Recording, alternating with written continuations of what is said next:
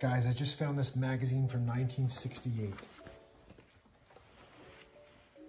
It's called Israel 20th Anniversary. This is 1968, 20 years after the war.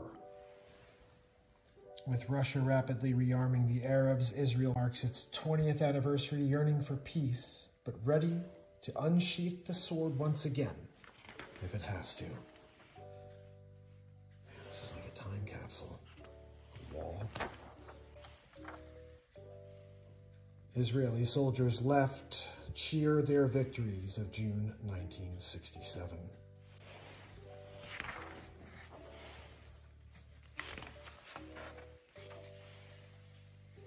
Premier Levi Eshkol, the great negotiator.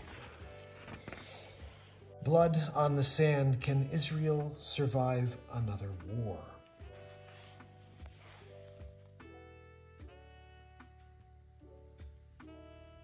Israel's Arab neighbors. The Arabs, humbled in battle, now talk less about driving Israel into the sea.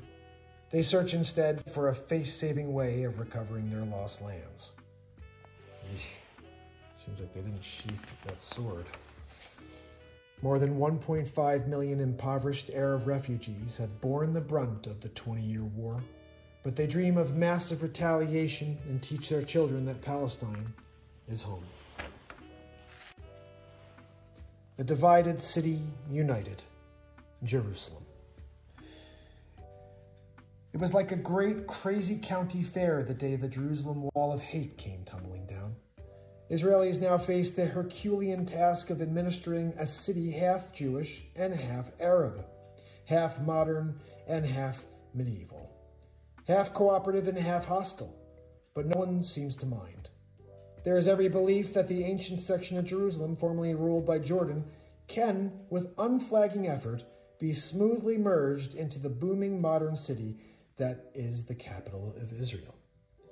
For 20 years, ever since Israel's 1948 independence war, Jerusalem has been divided. In the west, the Israelis built a gleaming city of pinkish yellow Jerusalem stone and the new Knesset building, the Cairo.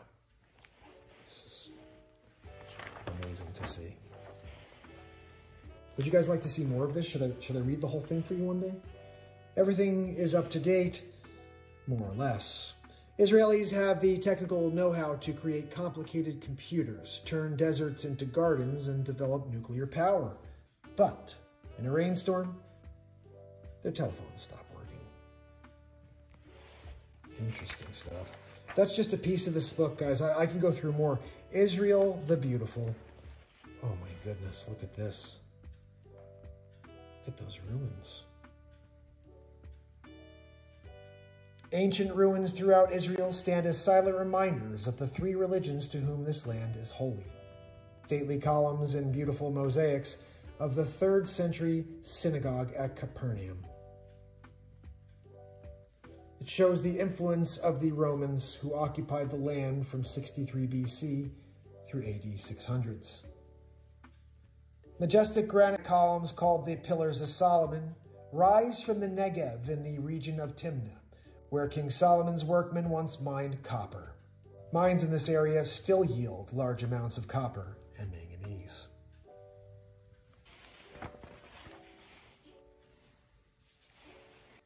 Oh, this must be the Dead Sea. Look at all that salt.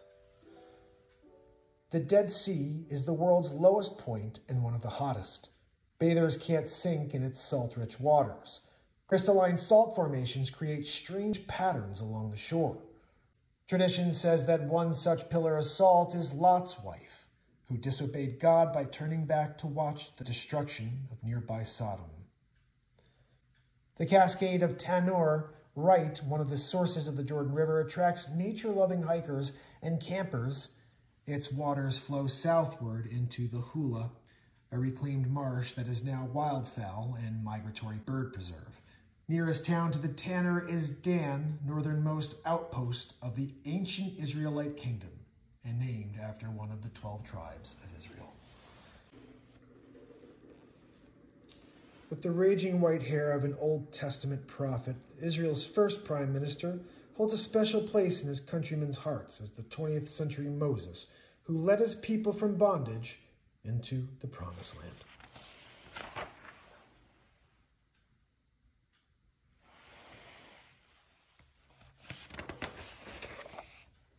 The Arab minority.